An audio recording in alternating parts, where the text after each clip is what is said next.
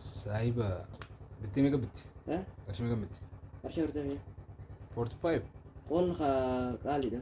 Shantamaya. Ammeen. Sabara foon addee ture. Eenyu jedha? Akka chootti ol deemuun ture. Mana Ahmad Bee Maamud jiru? Injiree cufaadha. Cufaadhachi. Eenyu kan shantama jedhu? Akka nu sheelli shantamaya amma. Duuba shantamaan hin bittu? Mana eenyutu bitti sana? Mana saako. Maali hoo? Kaameeraan mana furdeessu hoo? Na furdisa. Ileenuma jabaattii hagana geesse?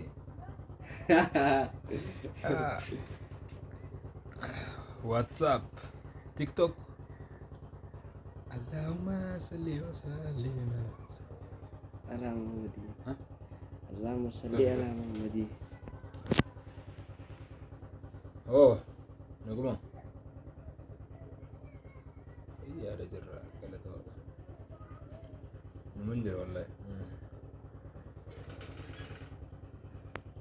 Maalin jaada waan joon dhabe biiduu matana uta waraabee tamam galgisa malee waan umis jettu wallahi afaanini waajatti waan joon be akka ijoolleen godhatti hin beeku maal haasii godhu maal siyaada kun maal sitti si dhaggeeffatu malee siimuudhaaf xiqqoon harkisaan fudhate miti waa siimuun barbaadu onneen siimuu barbaadu waan qabnu waan argaa jiru yoo ta'e waan biraan qabu kun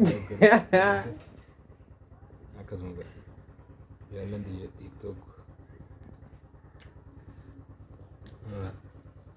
guys haalli